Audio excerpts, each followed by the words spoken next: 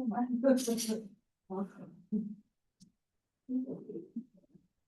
think we're voting for it, or somebody new's gonna be put there today, right? Do we change it annually? I've already committed to that in my brain, so. I don't think it's on the agenda, but we can bring it up. Right, which man? Across from the elevator. Okay. Yeah.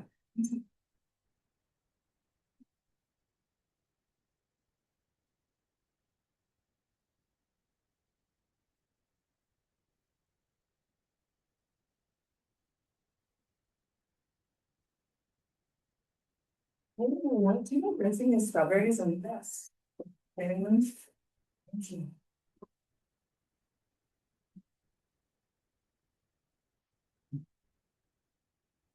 Adam, can you make Ann co-host? Yep.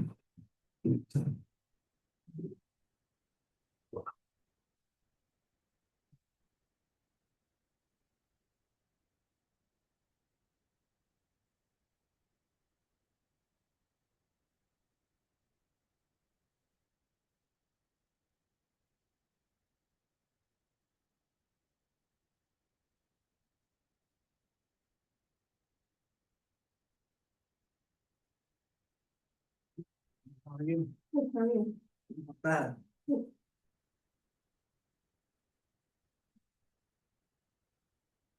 We noticed this winter, you guys were very proactive with the With the what? sidewalks. Oh, sidewalks. They got right out there and got to work. It was awesome. Yeah, I know they were trying to pull people from all different divisions to help, but because we are. When I'm in a hurry. I think it made a difference. I mean, think about how long we had a hard freeze now. I know, yeah. It made all the difference. Yeah. Thank you. As a resident, thank you.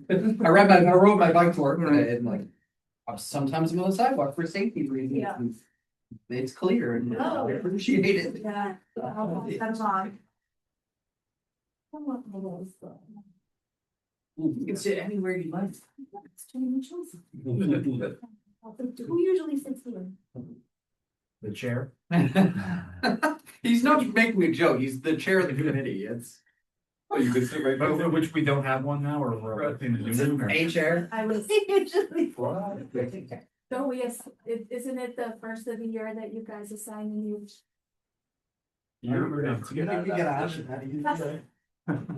Get over there right now. I like. I haven't done TAC in a while, it's usually my. I still squat. Oh, yeah. Did I win there? So, don't worry about it. Yeah. I think it's Forum is 8. I still live. We're pretty close to that though. And just still Right is. above Yeah. Now? Yeah. That what it is. You said yesterday, or. It was Monday. Monday. Oh, man. I hope so.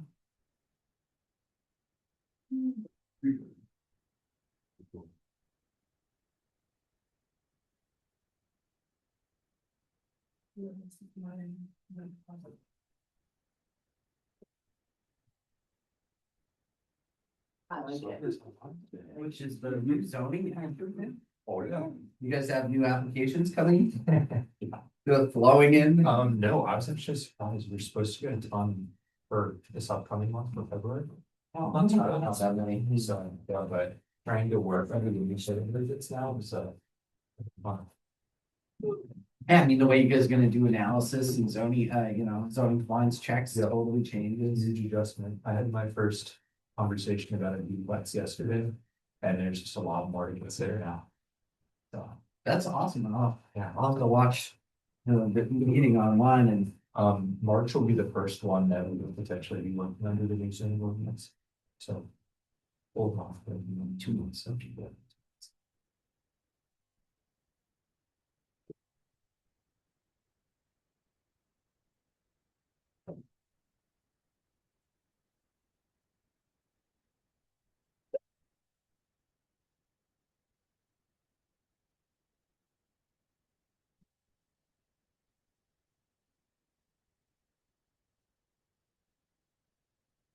9:32. 9:32. Do you, in all seriousness, do I need to keep being the chair? Because I really did think. Then we appoint a new one, yeah, we can put it on the agenda for. Of course, we need a quorum to replace you, so. You'll be the chair for a while. Yeah. For a while.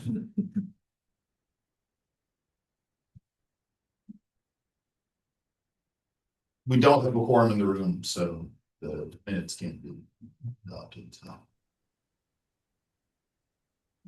And congratulations on your SS4A award. Well, it was all because of the data that you guys helped us assemble, so thank you.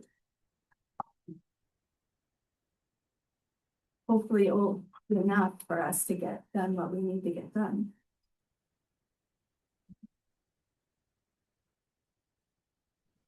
All right. So I guess we will call the meeting to order. Call the gathering of those members present. It sounds like we do not have a quorum, so we'll just start the meeting by going around the room and doing intros. Just to start, I'm Maggie Baldwin. I'm with the City of Manchester DPW. I'm Angela Piano with the Institute. Suzanne Maynabro with the Commission. Zach Swift with the commission. James Vale with the commission. Juliana Born with the commission. Anthony Summers with the commission. David Tilton, Southern New Hampshire Planning Commission. Wilson Dairy Planning. Colleen Olson, Town of Bedford. Butch Laker, Manchester Planning. Adam Lesney, staff of the commission. Nate Miller, staff. Lucy Whitehead, MTA car. James, did you introduce yourself? Yep. Oh, okay. Okay, so, Introduce the Oh. yeah, do you want to start with introductions, Ben, for the online folks? Yep, Ben Herbert, Region 8 Mobility Manager. Okay, Sylvia? And Sylvia Von Aulock. I'm the executive director with the commission. All right, Kristen? You're muted. Kristen's muted. Kristen Farr, Town Planner with Londonderry. All right, Mark Jenkins? Yeah, Mark Jenkins, the Whole Community Alliance for Disability Equity. All right, Kristen Clark? Hi, Kristen Clark, City of Manchester. All right, Matthew Baronis? Matt Baronis from Central New Hampshire Regional Planning Commission. Lisa? Lisa Stedman from Able, New Hampshire, and also Southwest Region Planning Commission Mobility Manager. All right, Cam? Good morning, Cam Perlman with the Southern New Hampshire Planning Commission. And William Rose? Yeah, good morning, William Rose with DOT. And Linda? I'm unmuted. Yep. Here. We can hear you. Yeah. You're not muted, Linda. We can hear you. Okay, so I'm here. Am I supposed to, but I missed because that's the whole part. There's no quorum. Yeah, there's no. I know, quorum. sorry, I couldn't come. If I No came, would it problem. make a difference? Wished I had, but I didn't. Be close. I think with you, Yeah. the rest of HPC we're one short. I'll have to tell my husband he shouldn't take my car next time.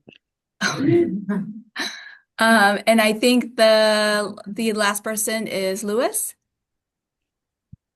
Zito from Able, New Hampshire. All right. Did I get everybody? I think. Yeah. I think so. Okay, so we do not have a quorum, so we cannot do anything with the minutes from August, September, October, November, December. So we'll get right into new business. The first item on the agenda is a guest presentation regarding ABLE, New Hampshire Transportation Equity Task Force. Maybe Sylvia can do a brief introduction for us. Yes, I could. Well, you want to hear from Lisa and Lewis, really, but I'm very excited that both of them could make it today. Able, New Hampshire, and I'm not going to steal Lisa's thunder, but this is a group that is just making waves across the state and really moving the dial for the disabled as far as transportation. And very excited that they can come and chat and share with us more about their program and what their goals are for the next coming year. And yeah, take it away, Lisa and Lewis. All right, I have sent a sharing request. Oh, looks like it was granted, so hang on one second. Thanks, everyone. Thank you, Sylvia, for inviting us. Just want to make sure everybody sees this. It should say Transportation Equity Task Force. Yep. Yeah, you've got it. Okay. All right. So the task force comes out of Able, New Hampshire, and I brought along Louis Esposito, the executive director of Able, to tell you a little more about the organization more broadly. So he's going to kick us off. Yeah, just thank you all for inviting us and thank you all for your incredible work. What we hear consistently, and I'm sure you all hear it as well, is transportation is a huge barrier for many people in New Hampshire, and especially for people with disabilities. But Able New Hampshire and Lisa and I, we just came to this realization that we just turned 18 this past year. So we're really excited for that. But we've been around for 18 years. And really what we started off as was a group of advocates that graduated from the New Hampshire UNH IOD Leadership Series 18 years ago, and decided they needed a location and an organization to to work on their advocacy as a group. And that's how ABLE was founded. ABLE stands for Advocates Building Lasting Equality in New Hampshire. Our primary goal is to promote the full participation and inclusion of every individual within our state. And we do that by improving systems, connecting families, and inspiring communities, and influencing public policy. We know very well that most of the issues that our disability community faces are not isolated to the disability community, but they are also issues that that need to be addressed throughout all of New Hampshire. So we try to build coalitions and that are fully inclusive, that include disability community and other communities like you all right now. So we are a statewide nonprofit 501c3, and we are advocating for the rights of people with disabilities. And we have many focus areas. We're kind of the octopus of advocacy. We have many arms. One focus right now is inclusive supportive education to increase the inclusion practices throughout of public schools throughout New Hampshire. Inclusive housing. Housing, if you read some of the New Hampshire polls coming out, is a major issue. Many New Hampshire Granite Staters feel, and we are trying to build more inclusive housing for people with disabilities in New Hampshire. Healthcare, now that comes under the umbrella of oral healthcare. We have a huge initiative with oral healthcare. We were one of the organizations that helped pass the New Hampshire Smiles prior to our work and our support and all the advocacy work that we did with many other organizations. Oral healthcare was not part of the Medicaid coverage, and people with disabilities, I'll speak for that on that behalf, would only get major dental work. That would be tooth pulls and major surgeries and things like that. Now, because of our hard work, Medicaid covers dental hygienist visits. They cover basic hygiene and a bunch of other things. Transportation, and I'll let Lisa speak to that one a little bit more, and all the great work she's doing with the Transportation Task Force. And also civic engagement, voting rights for people with disabilities. Oftentimes people with intellectual disabilities are not seen as a voting group. And anyone above the age of 18 in New Hampshire and throughout our country is allowed to, should be encouraged to vote. And we are trying to find ways to help people vote and to also support them in their accessibility needs. The One for All system throughout New Hampshire is a huge project that we have. We are led by people with disabilities and their allies. We're fully inclusive. We're not fully all disability led. We have people with disabilities. We have family members with disabilities, and we have community members that are allies of people with disabilities. And we do that by changing policy and practice and perception. We go around and we talk about what disability means. Oftentimes we find that people with disabilities are overlooked, or that their voices are not loud. So we train and we practice how to advocate. So we have several task forces that we have currently in practice right now. One is our oral health care. That is right now our current work is to increase Medicaid reimbursement levels for dentists throughout New Hampshire and increase accessibility in dental offices. I think people take that for granted. Many dental offices in the state are old buildings, old houses, and many of you all probably use a dentist that might have been a house about 50, 60 years ago. Not necessarily built with disability in mind. So we're working with dentists and Northeast Delta Dental and many other organizations to increase those practices. We'll talk about transportation equity in a little bit, but civic engagement, same thing. We're trying to increase access to voting rights for people with disabilities throughout the state. We also have a mental health dual diagnosis task force, which is primary goal is to increase the mental health services for people with disabilities. Oftentimes, people with disabilities are told by the mental health providers that we can't support you because we're not trained to support people with intellectual disabilities. And then they go to their disability organizations and they say we're not trained to support people with mental health conditions. And there's a huge discrepancy because there are oftentimes they coexist.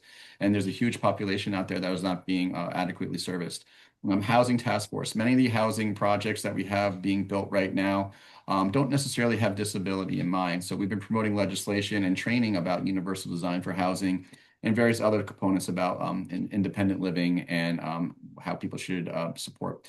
And we also have support groups. So we have a rainbow support group between the intersectionality between disability and LGBTQ+. So as you can see, we have more than 8 arms, but we are very big presence over at the State House. We have a policy director, Kristen Evans, that tackles issues such as Medicaid, voting rights, advocacy, supportive education, and educational opportunities, and many other legislation that might affect the disability community. So what our primary goal is really to bring more awareness to Medicaid and to help grow Medicaid's reach in New Hampshire and understand that Medicaid is a lifeline for a lot of people with disabilities. It's a service that they require for their everyday lives, for their jobs, for their support, and for their, to live essentially. And we're also supporting supportive education and making sure that schools are being run with inclusion in mind. And we do a lot of events, we do a lot of community gatherings, and we are a fully inclusive organization, and we would love to have anyone that might be interested in joining or learning more about us attend some of our meetings. We have membership opportunities. We are a member-based organization, so our members' voices are very important to us. They help with our advocacy work and they help guide our organization. So if you're interested in becoming a member, there's a QR code right there. That you could, take a little photo and, take a look at what we're doing on our website and on our social media. But, sometimes there are paid memberships, but we also know that voices are just as important and more important sometimes than financial gain. So if you have an issue and you might, everyone here is affected in some way by the stigma behind disability. So we really are looking for voices out there that might be willing to contribute. And I'm going to hand it off to Lisa. All right. So the first thing I want to do is talk about the genesis of the Transportation Equity Task Force. Every year, ABLE goes out and it talks to its people about what's most important to you. What are the issues that are impacting the way that you live? And you can see in 2024, we came up with several issues. Transportation was at the top. So we went ahead and formed a task force for transportation so we could focus on some of those issues that had come up. We want to make sure that the task force is always moving the needle on issues and they're working upstream. That means sometimes we will solve one person's problem, but only if it's for the benefit of everyone else. It's like a class action lawsuit where we only work on it if it impacts a lot of people. We want to use the task force as a way to build linkages between other organizations, knowing who to call and when to make sure everybody is networking and gathering of the masterminds all in one place so that we can be certain we're staying in the gaps, making sure that we're doing things that other organizations do not already have under control. These are some of the organizations that sit in with us on the task force. We're really proud to have had representation from all of these organizations. And I will say Sylvia sits with us quite often. We've had Ben there helping us out on some of our lunch and learns as well. So we have really good representation at the task force. The first thing we had to do as a task force is come up with our mission and our charter. We needed to know how are we going to stay in the lines and do the things that we really want to accomplish.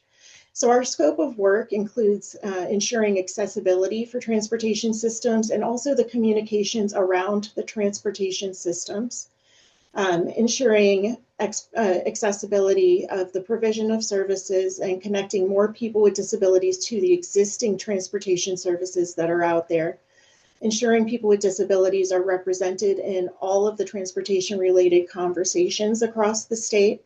We read the newspapers and we watch trends and we listen to each other about new initiatives taking place in the organizations that participate so we can stay on top of things. And we also encourage ongoing conversation about providing welcoming transportation for people with disabilities. We went further. We took these pieces of our scope of work and we broke it down into specific action steps. This is a lot of writing. I just want to show you that this is the brain work of the group as we came together. So our task force has meetings every fourth Wednesday at 3:00 p.m. And with any luck, I'm going to be able to pull up. Here we go. Almost there. This is what a standard agenda looks like for us. We're going to talk about keeping ourselves organized. We'll probably talk about what we've been doing over the past couple of months. So this month, this is the agenda that's for this month. We're going to go over the lunch and learn that we did in December that was about Uber caregiver, and then plan out our next couple of lunch and learns as well. We're going to work on our mission impact work session from the previous meeting. We talked about ride-alongs and getting educators and key decision makers to be on the ground, understanding what it's like to ride along with somebody with disabilities on some of the transportation modes that are available out there. We also are offering to collaborate with the statewide coordinating council on goal number 2, which happens to be seating a person who is transportation dependent or a person with disabilities on every regional coordinating council. You can see, looking at RSA 239B, we're looking at legislation and the way administrative rules are written and making suggestions about how that can be improved to make sure that people are included. And we also, this is a P22 initiative at the River Center, is a brand new thing that's happening in the Peterborough area. So we wanted to talk about this creative idea that they came up with for having a pool of money to which the common man can donate and have those funds directed to give people rides in the Peterborough community through a taxi service that exists there. We always do open brainstorming and we get creative there. And we, at the very end, the last half hour, we have a work session. This is where it's optional and people who are really into the topic that we're going to discuss can hang out and do the work, not just talk about the work that's been done or the work that will be done, but this is where we actually do work from in the last half hour. The focus areas are stated on our agenda, so we can tie them back to each one of these and to make sure that we're staying on track, we're doing the things that we're supposed to do. So as we go about our work, we listen to people. We participated in the community transportation needs assessment, did some listening sessions in alignment with them. And what we heard a lot was people can't find rides. They don't feel like they're welcome when they get rides on specific modes of transportation. They can't pay for the rides that are available to them, or the ride is undependable. It just didn't show up. This is very, very common with non-emergency medical transportation and the rides that are provided by Medicaid providers. I don't know how to do something, or the service wasn't accessible, so I couldn't go, or I couldn't make it work, or I found a ride, but it's really inflexible. I have to show up an hour early for work if I want to take the bus, or if I want to get from Manchester up to Lebanon, I have to do it by way of Boston, things like this. So we thought one of the things that would be most impactful for people is addressing some of the issues that, some of the solutions that already exist out there. We want to teach people about these solutions so that they don't feel like they need to recreate anything. So if it's out there, we want to make sure that people know about it and they feel comfortable using it. Our lunch and learn for this month is actually tomorrow, and I'll tell you more about that in a second. In February, we're going to teach people about regional coordinating councils and talk about how people at the coordinating councils are solving puzzles and speaking on behalf of the community. March, we hope to present on ride sharing, and then in April, we're pretty much locked in for travel training. So this is for tomorrow. AT on the move, that's assistive technologies that might be used for transportation applications. Things like specific handles or just tools that people might use while they're traveling. It might even be a certain app that helps them to maneuver while they're in the transportation modes. We have somebody from the Institute on Disability at the University of New Hampshire presenting for us, and also someone from the state of New Hampshire. This is a place where one of the major advantages of doing the Lunch and Learn series is not just that we're presenting the information, but we're building relationships with these people who are very critical to the issues that we're trying to solve. So we know these people now because we met them by way of a Lunch and Learn. We worked with them on preparing for the Lunch and Learn, and now they'll pick up the phone each time that we call. So some of the Lunch and Learns that we've done in the past are knowing your rights. We went over ADA. We spoke to people about what mobility managers are and how they can help. We went over the non-medical transportation service option and Medicaid waivers because most of the people we're talking to do receive Medicaid, and they're not aware that Medicaid will pay for community rides, not just to medical appointments, but to do things that are fun and visit friends and things that they care about to live full community lives. Well. It is possible that I have these slides out of order. I really apologize. No, I don't. Okay, so I just skipped a couple. So the Transportation Task Force relies on people outside of the task force as well to come to us and let us know about things that they're hearing, and at least having eyes on our activity, not always participating in every meeting, but being our helpers, the champions, the people who track our activity and say, oh, that one's interesting, I'll pass it along, or I know somebody who needs to hear that. Coming to any of the events that we do and bringing people along, and also sharing what you're hearing. It's really important that we get the ideas and suggestions from people in the broader audience, not just those who are participating in the task force. And also, please let us know if you hear about funding options or if you hear about events where our work might be of interest. We're happy to go and do a presentation similar to this for just about any audience who is interested in transportation equity across the state. All right, and thank you. I'm going to stop sharing now, and we will answer some questions for you.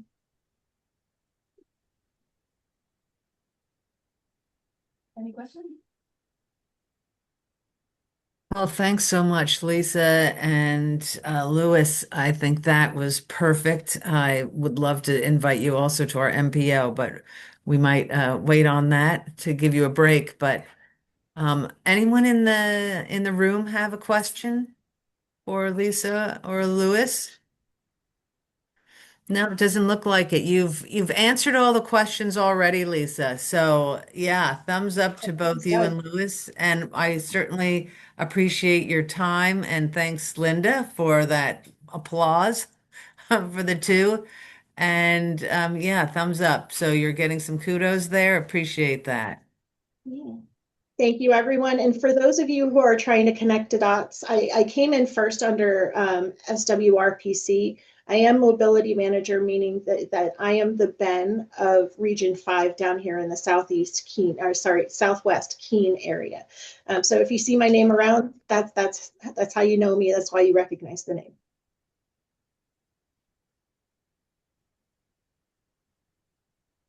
All right. So moving down the agenda, the next item is consideration of proposed 2026 regional safety performance targets.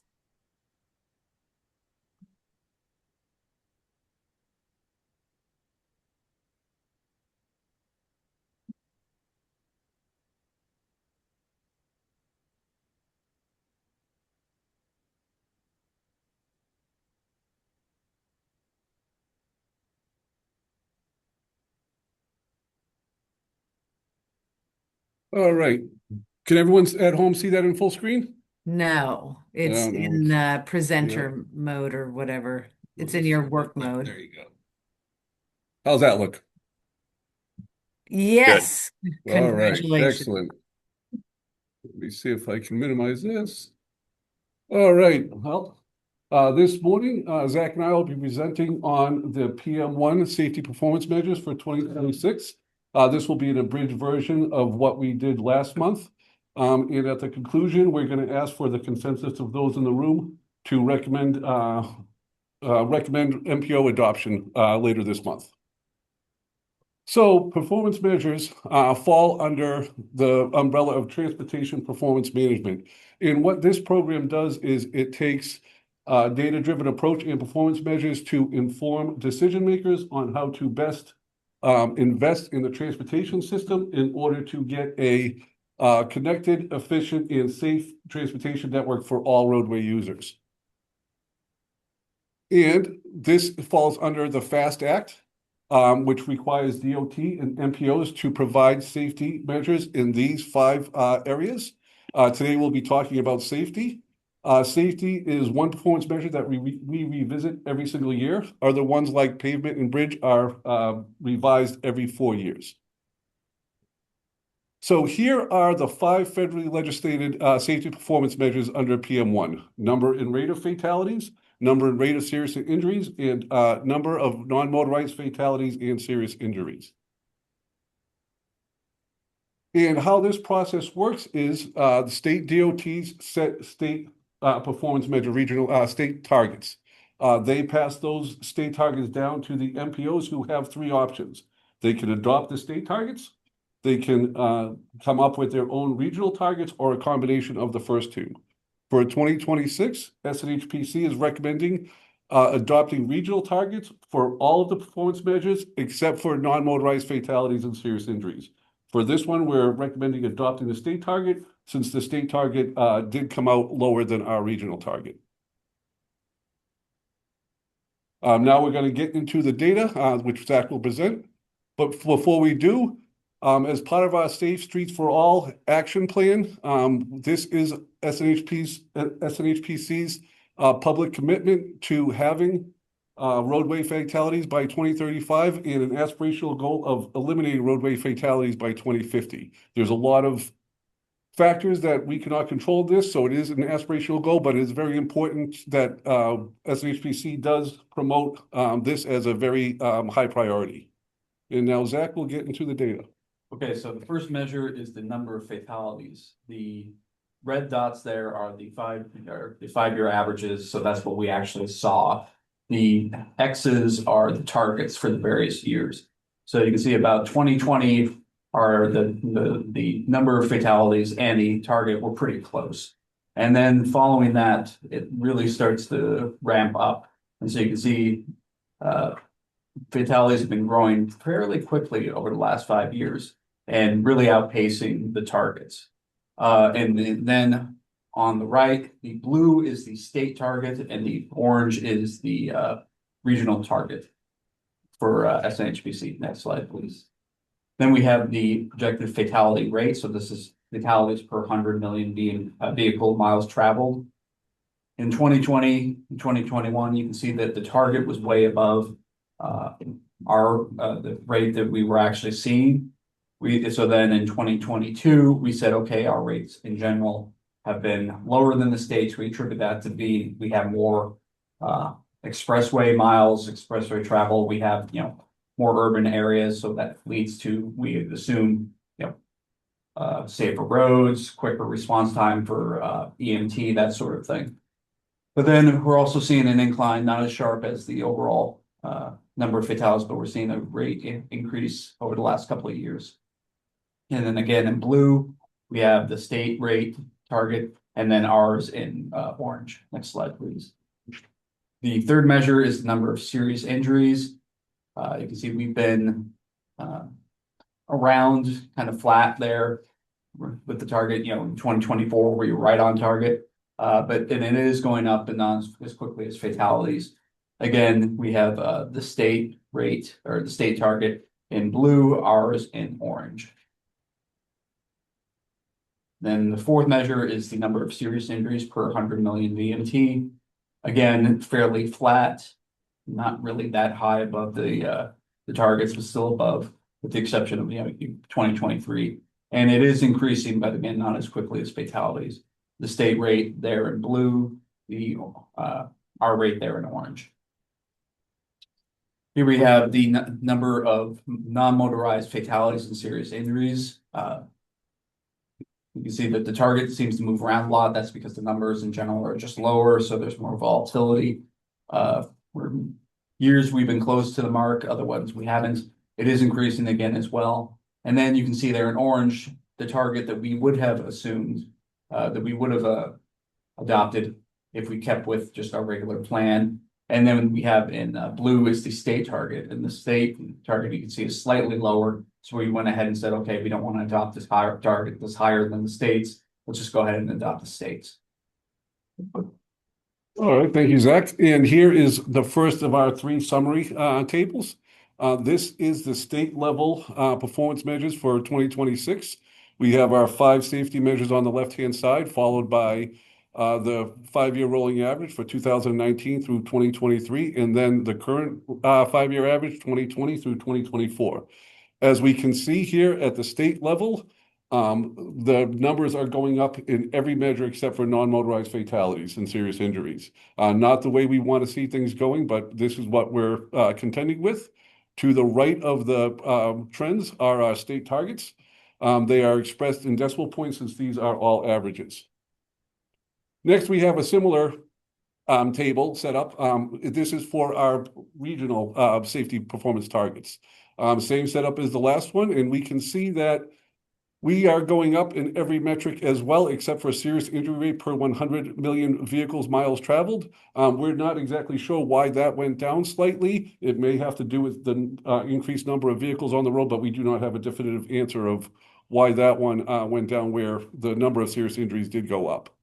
To the right of our trends are the state targets once again, and to the right of that is our regional targets. As we mentioned earlier, we're recommending adopting regional targets for number and rate of fatalities as well as serious injuries, and the state adopting the state rate for non-motorized fatalities and serious injuries. All the ones that we're having as a regional target are bolded, where the state one for the approximated is not.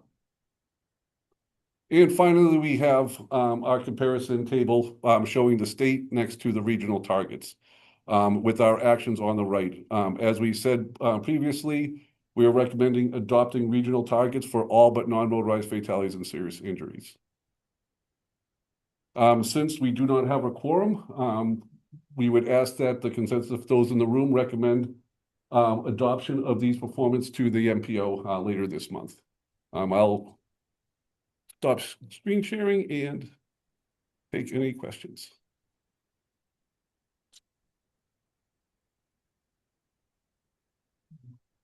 Yeah. So I know I always go with you guys on this, and that's not my intention, but how is the target reached? Do you guys have a formula that you apply for determining that target, or is it just primarily aspiration? It is right now, essentially, when we adopted SS4A, we said, okay, what is it today? And then we said, okay, we want to have it by 2030, 35, and then 0 by 50. So then essentially it's just okay, we want to reach here to here, it's just a linear Progression down. Okay, I didn't know if there were any like initiatives or plans that get added into maybe not a projection, but like projecting that target. No, it's before there was essentially we would just adopt proportional to whatever the state, and the state had their own very, depending who was setting the target, sometimes they, it was set this way and they had their own methodology, and then we could, take a proportion of that. But now it's essentially just a straight line. Where do we need to be to get to the 2035 objective? And right now it's still potentially achievable in a great year. Each year that passes without significant, safety improvements system wide, it becomes more aspirational in each continuing year. But it's still because right now it's a slight, decline, and then every year, if you keep not reaching that, it gets steeper and steeper and steeper.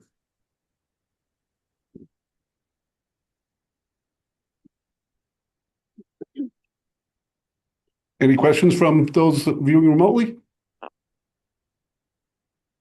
No, it's another one of those government things that we have to do, and until it gets so bad, it won't get fixed. Everybody that is above us, controlling all the money that comes to us to fix these things and keep people from dying, doesn't come because they're busy on more important things. Eventually, like you say, if the numbers keep splitting like they have been since I've been coming to these kind of meetings, it will get bad enough that everybody controlling what we do says, "Oh wow, we really should fix this," and then in 1 year, boom, some major piece of legislation will come through and it'll all be disrupted, and then it will change. But so for now, I think you guys keep doing a really good job of dealing with this stupid stuff from above that we have to deal with, because if we don't do our part, it will never be shown to those that can help us fix it why it needs to be fixed. So I'm in favor of having consensus that my team did another excellent job of putting forward targets that we should aspire to, even though it makes me insane that we have to do it in the first place.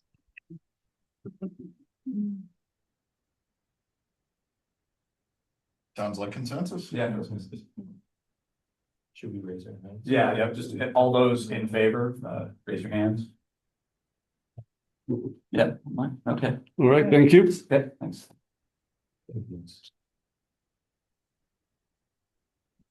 All right.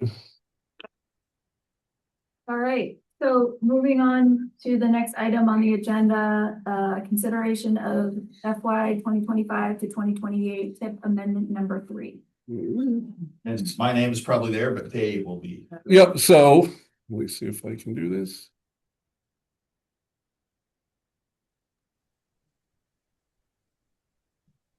All right, so we went through all the proposed amendments for TIP amendment number 3 last month. We went through them in great detail. We have not received any additional changes since that time, nor have we received any public comments that we need to address. I will put it forth as a consensus to the group if we want to go through this presentation again, or do we want to have a consensus to recommend adoption of TIP Amendment 3 to the MPO? Would you like Dave to walk through all of the projects again that we walked through last month, or no, thank you. Are we okay with making a consensus recommendation of adoption to the MPO later this month? I believe consensus is where I'm seeing head nods, etc. All right. We always offer it. It's offer to walk through the projects again. Well, thank you guys very much. I appreciate it.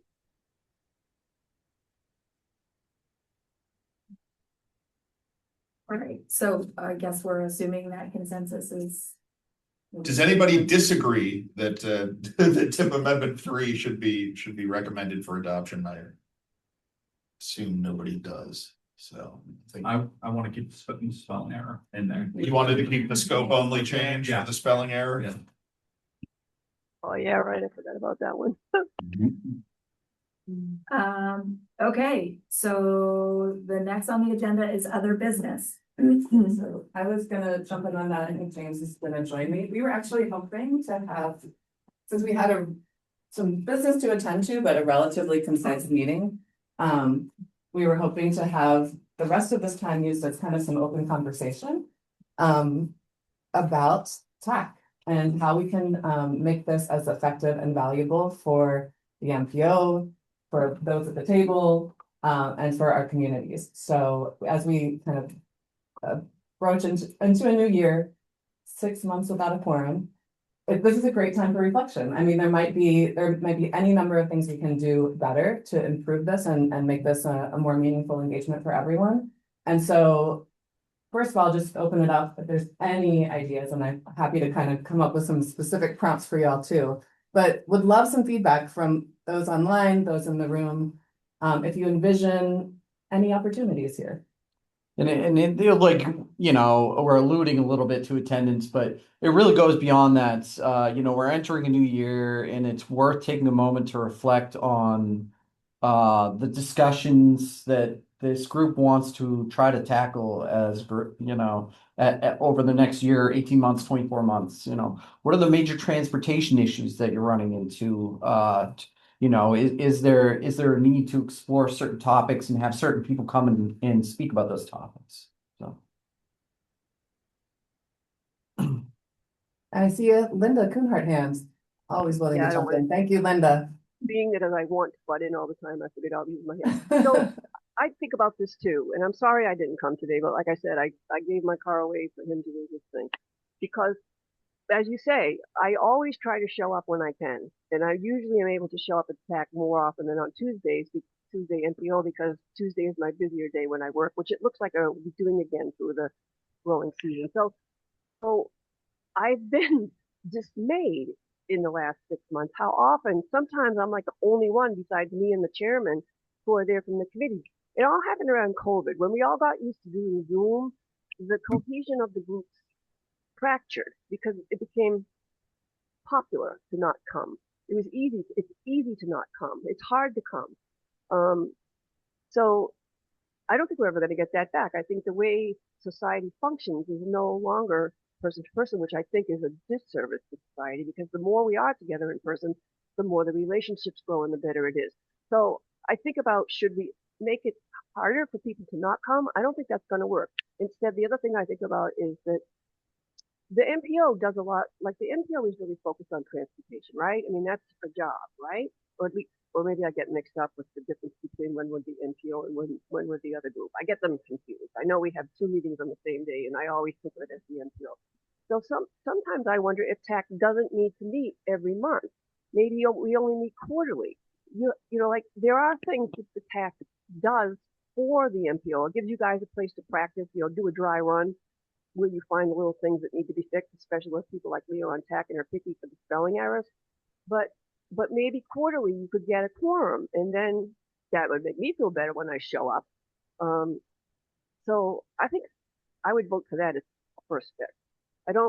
I think we talk about things that need to be talked about, but sometimes if there's nothing to talk about, then I don't want to have to come to a meeting at which we don't really have to talk about anything. And you guys have a lot of stuff to do, and I would rather you focus on things that are more important. So I see your time being more valuable not to come to a meeting that we don't have to have. And maybe if that alone is a change you make, or try it for a year, see if that improves things.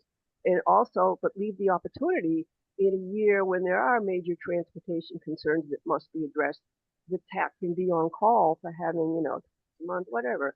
I did not dream about how to create a new structure that would say, this is when they're going to meet, this is when we're not going to meet, this is what we should meet. But yeah, I totally agree. It's time to restructure how TAC functions for the general purposes of the MPO.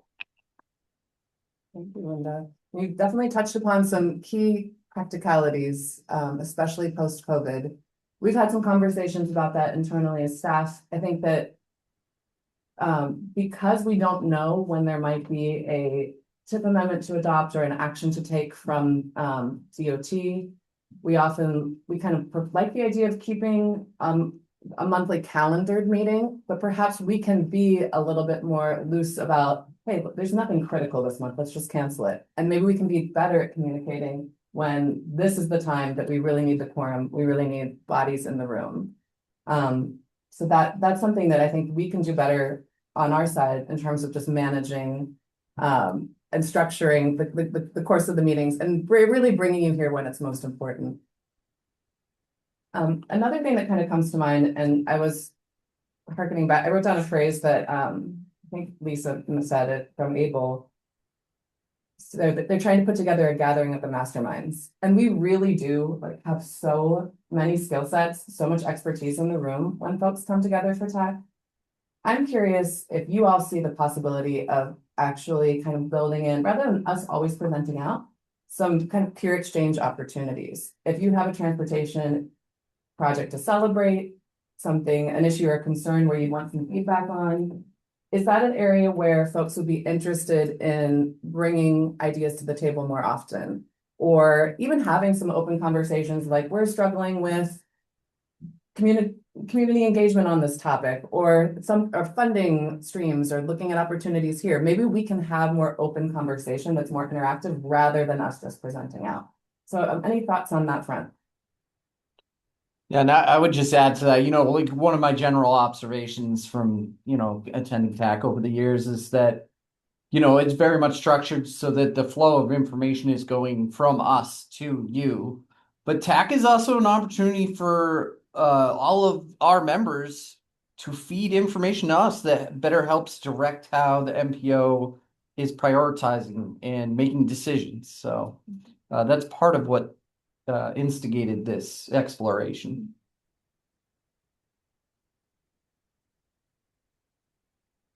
Yes. Yes, Angelique, want to weigh in?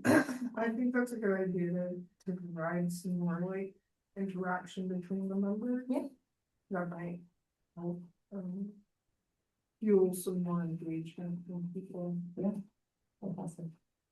And I think that, we can definitely, we're not going to come to like a final conclusion on our plan for the year right now. But I think James and I are both open to having one-on-one conversations. If anybody wants to talk more about how we can shape this better and you don't want to do it in a full, like kind of public forum, we're happy to have a sidebar with you. And B, like, I think we probably will put together a little bit of a survey about like, here are some topics that we're thinking about delving into, what's most interesting to you, and we can kind of use that to guide our content over the course of the year. So that when we do bring people together in person, we are asking you to come here for a quorum, for some business. We are also kind of prompting you with like, when here's a cool topic, we're gonna like workshop together. I was gonna suggest that, yeah, like polling. Yeah, Yeah. great. Okay, fantastic. I appreciate that there's a calendar for this meeting. Yes. I often get, it needs to be on my calendar physically. Exactly. It doesn't exist. So, I appreciate that. And I also, this is more of an ask recommendation, if we were have the ability to put like closed captioning on Zoom. Oh, yeah. I think that that's an automated thing we could set up, right? For those of us who cannot hear all that. Yeah, I think we'll look into that. Mine's always on, so I know. Okay. And then so just. That's a great suggestion, thank you. We'll dig into the tech behind that, but I think that that's an automated offer. Yeah. That is a good suggestion because some of the people in the room, like when Ben was asking a question or making some comment about the data, it was really, really hard to hear him. Yeah. Yeah. Yeah, I just pushed the little button and made it come on my screen. Aren't I a tech whiz, huh? You are a tech whiz. It's This down is not there the on first time. It's down there under the ellipses that say more. You push on that and it says captions, and you push on that and it says English, and you push on that and they show up. We're gonna have you as an IT consultant soon, Linda. Any other comments, feedback, ideas? I know for like Manchester, it's super easy for us to get over here. I don't know about other communities, because I know travel can add a lot to the time period of that. So it may be worth polling people that are further away to see if there's whatever better times, anything that makes this trip more easier to do or more worthwhile. Because it takes me 5 minutes to cross the bridge, and so it's super easy for, as you can see, most people here in Manchester Central. So it's a lot easier for us to get here. Something We appreciate you being here. But yeah, I do think, I mean, that's the thing, we don't know, right now we can't ask questions of folks who aren't in the room. Maybe there's a standing conflict with this time that we're not aware of, and so we might need to look at that too. Yeah, or just some way to, I know for some communities, it's a half hour plus to just get over you. So Yeah. Just open that conversation stream for, is there a better time? Is there a better way to handle the meeting that is more conducive to that trip? So, yeah. And just also an acknowledgement that, some of the key players that towns would want to have here, engineers, town managers for the really rural areas. They've got so much on their plate, and that's part of the equation is, can I afford to spend a half a day traveling, being at a meeting, and then going back, and what's not getting addressed in that environment. And that's tricky because the TAC really does, it's critical that it be made up of the technical know-how of each community. So There's got to be a way to extract information from those communities about what their demands and desires are and their priorities are, so that we can be a better MPO. Yeah. Is there a way for, is there a way for towns or cities to propose like interim members to step in for a meeting or two? Cause like, I know we've had people like from the Manchester Planning Department come like with me just to view in a public setting, but is there a way for, if like, whatever, one of us can't make it, to designate An alternate. Yeah, I think that may be a way to ensure that everybody's getting a community member in. I don't think it's an ideal solution, but That's yeah, great, like but it helps propose an you. alternate if you are double booked. Yeah. Because yeah, that happens to everyone all the time. But I was gonna recommend that as well, because I know a lot of other meetings like that have voting members, like they do, you can designate alternates and things like that. And then also just like, you know, given the situation with the quorum and lack of having people here, how could we better like market to get some additional members? Like obviously we were just talking about that, but I think that's something we should explore more and just. Do we have bylaws about how far we can expand the TAC, or? There are TAC bylaws. Rules of procedure that spell out some of the membership aspects. There might be time to actually review those. There is an amendment process that's. We have to read them first. I don't know. Probably been a while. But they do Part of the know prospectus and. they were last updated in 2019, so. Yeah, before COVID. We can. Being a member of another group that has problems gathering a quorum, the problem is when you increase the amount of members, you increase the needed quorum. So I would go really slow about thinking. I don't mind the alternate idea, but to increase the number of members before is just going to make you need more people to show up for a quorum. So until you solve the question of why aren't people coming, of course I'm the only one that's not there today.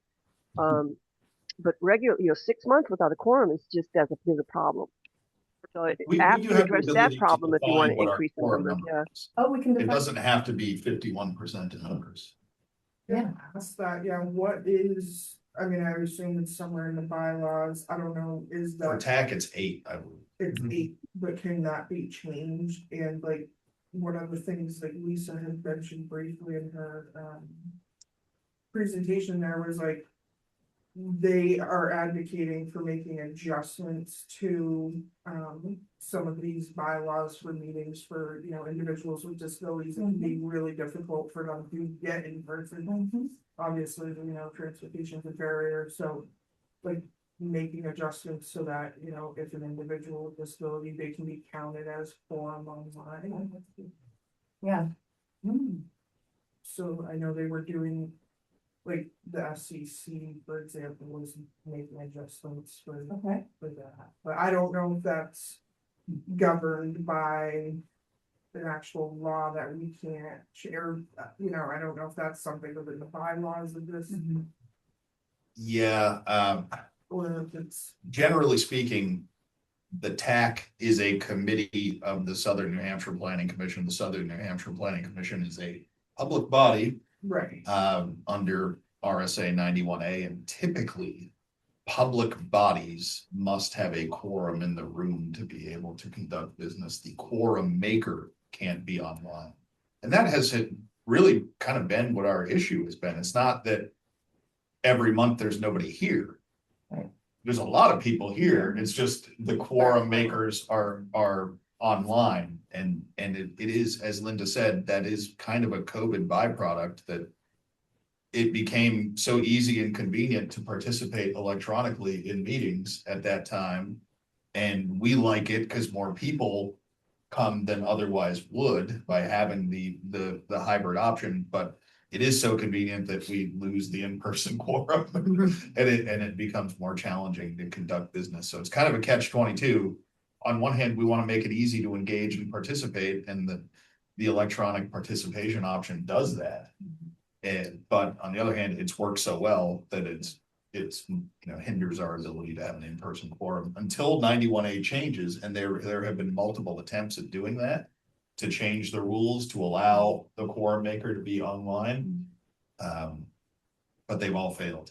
So they, we technically still have to have a quorum in person to conduct business.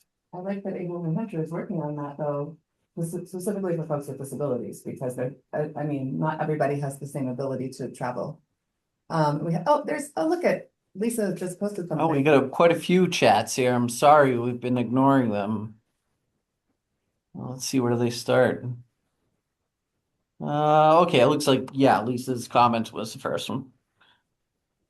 Yeah. So Lisa, what does House Bill 1032 do to relax 91A? That bill allows people with disabilities and their caretakers to attend online and count toward in-person quorum. So that's what's proposed with 1032. Okay. Excellent. Yeah. Yeah, so it's a step in the right direction, and we know that lots of committees have a high concentration of non-drivers, particularly committees talking about disabilities issues and talking about transportation. So hopefully it's helpful for those committees. Yeah, that's excellent. Thank you for keeping us informed about that. Linda. Yes, this is the part where if I was in the room, you'd see that I had, like the part about, so I'm big on transparency. So I understand 91A. And I also understand, I happen to, and I'm happy to have people who can't physically make it, people with disabilities to participate online. Like they're trying to make accommodations, but I understand why after COVID, the New Hampshire legislature went back and said, okay, enough of the Zoom stuff. You got to meet in person. There's a different dynamic in a room full of people than there are in individual living rooms where the people are together on the screen. It's just different. There's pheromones, there's hormone, there's all this stuff going on when you're in person. It makes for better discussions. It makes for better outcomes. But we were talking too about looking through the rules of how TAC is formed, the charter or whatever it is that invents TAC. So how about if we change the regulations governing the constituency of TAC, that people who apply to become the representatives of their town have to swear to God or promise that when a quorum is called for a specific action, they will show up. And then the other times, maybe we won't have a quorum. But if the other times, to me, that's the big thing. I never minded showing up until 6 months in a row. I felt like an idiot because the other people weren't showing up, even though a quorum was asked for. Now, this time I knew a quorum was asked for, but I couldn't come. And now I look like the bad one when I feel like how unfair that me, who showed up all the time when 7 other people didn't show up, looks like the idiot. So then I get upset. Sorry. So this is the part where it's good for me not to show up in person. Linda, Adam did the calculations of attendance from last year, and you get a gold star. So no one is making you the bad guy at all. And you have probably the farthest to travel. So right, but sometimes I get emotional. I try not to, but I am a girl. I really do. I think that we have a lot of great suggestions to work with. I think that there's a few things on our list here. I love the alternate idea because I think it will also be a great way for, kind of people to tag team. Derry's doing that today. Elizabeth is usually the person who might show up in person.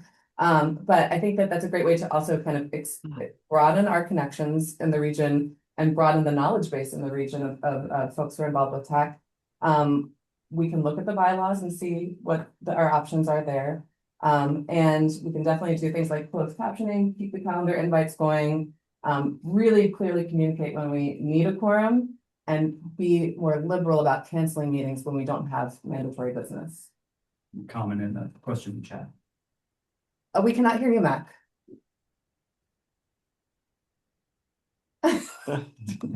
Nothing. Our closed captioning on. Yeah. The other thing is, I think that James and I will put together a simple survey so we can understand more, especially for the communities that haven't been barely to not represented in 2025, what their major barriers are to participation, and also survey everyone about what are some major topics that we want to have more kind of an interactive, collaborative workshopping session on in the coming year. So one of my goals is, I want the TAC members to feel like their participation is meaningful. Yes. And is, having a significant impact on the direction of the work we do. So I'd personally like to hear from the community representatives. What are the transportation issues happening in their communities? That kind of thing. And Kristen, Barr from Londonderry, please make it clear that in-person attendance is required to achieve the quorum. Absolutely. Let's see if Mac has audio now. Oh, No, so sorry. swing and a miss. We tried. I have one last recommendation, I'm sorry, but I just know that like when the TAC is like most packed, it happens to be about like some kind of Funding. Yeah. Yeah. CMAC. But- Yeah, Surprise. yeah. Yeah. So maybe just trying to like, you know, piece and Funding stuff of opportunities. that at every meeting. So people Yeah. are like, oh, if I don't go, what am I gonna miss? You Yeah, know? yeah. Yeah. Great suggestion. Mac, could you type in your Yeah. major? Oh, there you go. Oh, there you you're go. with us. There's like 3 options on my computer for my mic, sorry. I did want to echo kind of the importance of this group for our grant programs. Of course, we have to work within the box that they give us for whatever type of program we have, whether it's EPA or if it's Volkswagen or whichever.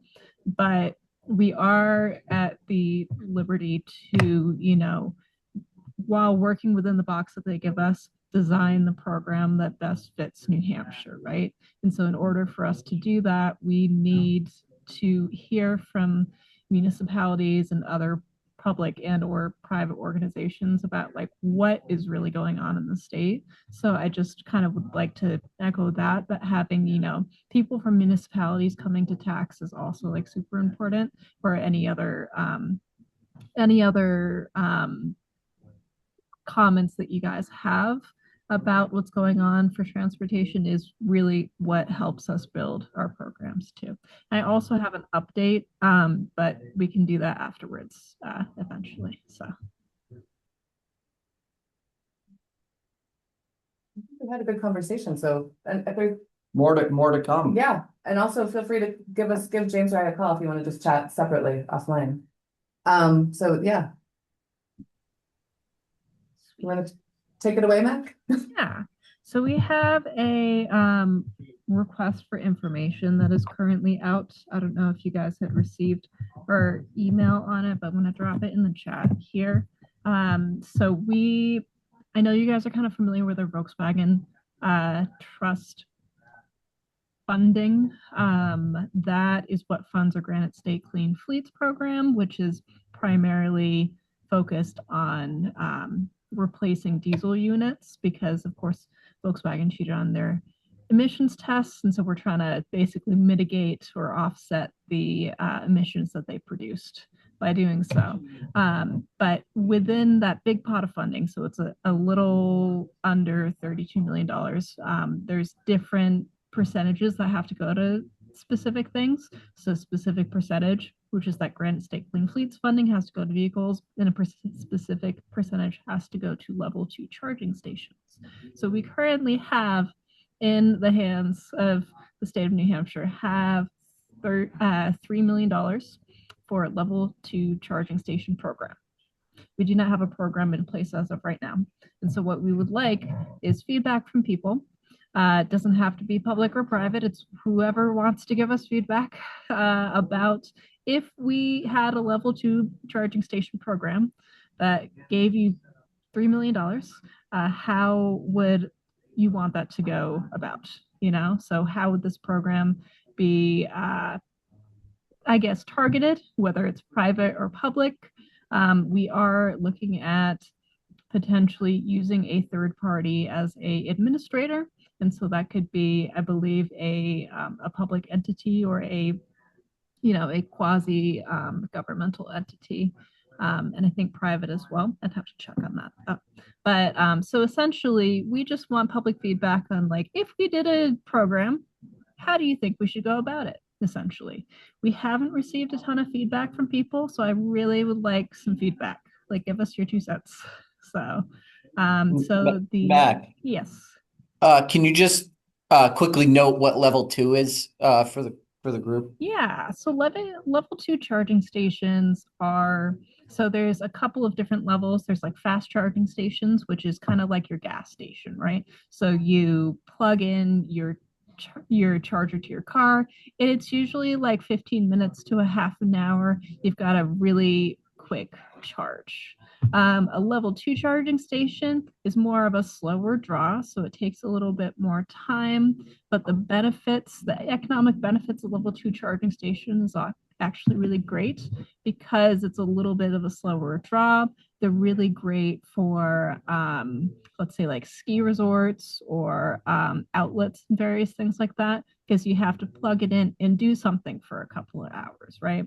So that has really great economic benefits for towns and businesses and such, because it forces people to walk around and do something, whether or not that's buying a coffee at your local coffee shop or going out and skiing for like 4 hours or whatever. I know some resorts have some charging stations as of right now. So, and also another benefit of them is that they're a lot more affordable than fast charging stations. So they have a little bit more of a cost benefit in a way. So we can essentially purchase more of them, or people can purchase more of them, and we will have a little bit more of a spread of chargers throughout the state, with the economic benefit of people buying goods in the state. So does that make sense? Is that kind of a good synopsis of it? I wonder, Mac, if you can also come to our MPO meeting and make that same announcement. Yeah. Yeah, definitely. Is Jack usually on those? I think he might be. I can check though. Yeah, if you can check with your own people, and then maybe even provide like a 5-minute, Mhm. I don't know, infomercial. Yeah, definitely. And so if you guys click on the link that I dropped in the chat, that's the flyer to it. So there's a link to, in the flyer, there's 2 buttons. One is to the Volkswagen Mitigation Trust program page, essentially, which you guys are probably familiar with. And then the other one is to the actual RFI. So basically the information that we're requesting from people. So. And so all we need is some information to our MS Grants email. So it's pretty simple. When do you want comments by? The 30th. Okay.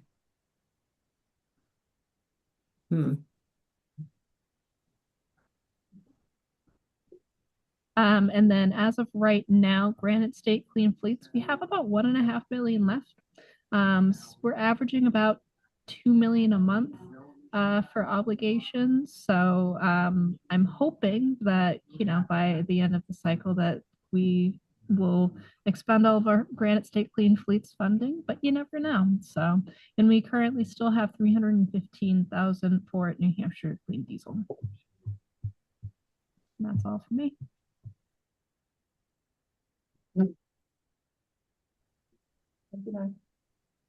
Can you send us a little blurb about the ask so that we can put it in a kind of create a staff report for that, Mac? For the RFI? For what you want feedback on. Yeah, we can do that, definitely. And then we can give our commissioners a heads up. Makes sense. Yep. All right. Any other business? I will just give a quick update because a lot has happened with the 10-year plan since our last meeting. So in the 3rd week of December, the Governor's Advisory Commission on Intermodal Transportation, GASIT, finished their work on the 10-year plan, and they made a number of changes. They approved 17 TAP projects for inclusion in the plan, including the City of Manchester's project. They added Exit 1, the operational improvement project at Exit 1 in Manchester, back into the 10-year plan. And they also added both the full Exit 6 and Exit 7 projects back into the 10-year plan. And those were just I'm only highlighting the changes in our region. They made a number of other changes around the state, including projects in the North Country, projects in the Seacoast area. But those were the notable ones in our region and the biggest ones, frankly, that were added back into the plan. So Gassett, at the conclusion of that meeting, sent the 10-year plan off to the governor. And I don't know how many of you are familiar with how the 10-year plan process works. Gassett finishes its work. The governor then reviews Gassett's version of the 10-year plan and can make any changes she sees fit. She can take any projects out, put any projects in, do any changes that she sees fit to the 10-year plan. And her timeline for that is actually by statute. The governor is supposed to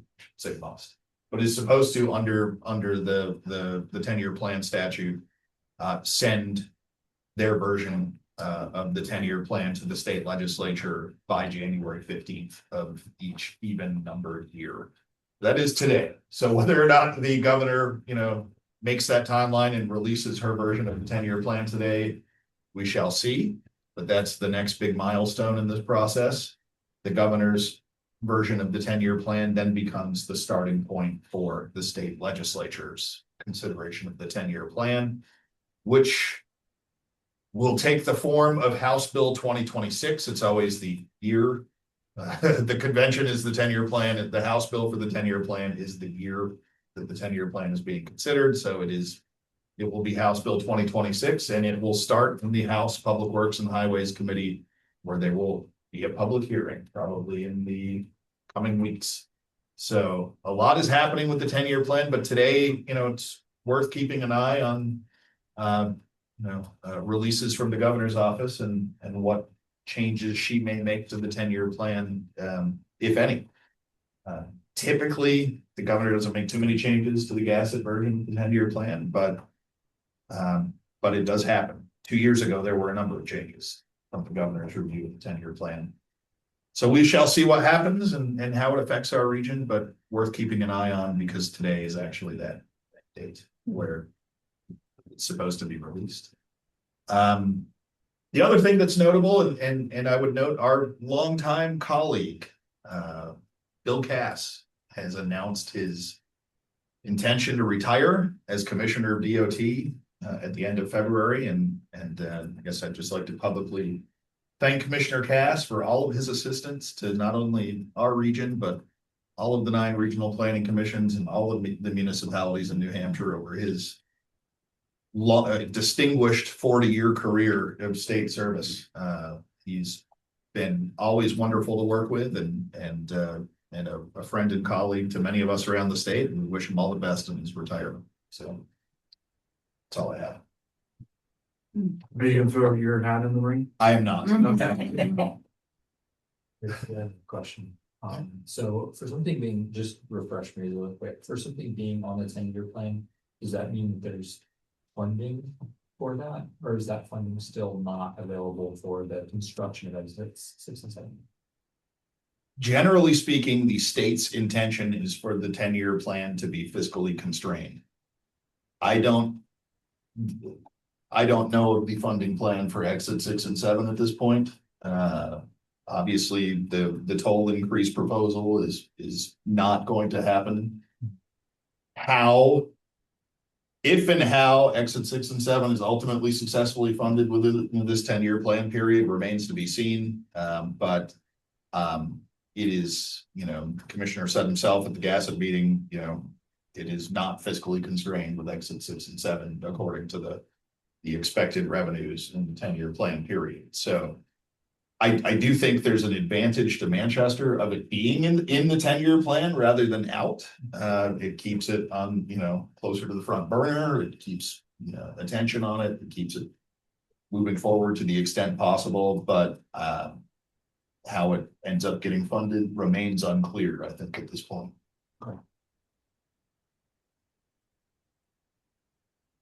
All right, any other comments, questions, thoughts? No? All right, yes, we are done. The convening of those members present. Let's come to a vote. Thanks, everyone.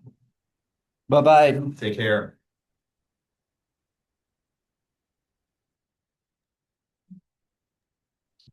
Bye, everyone. Thanks for letting me participate. Thank you, Lisa.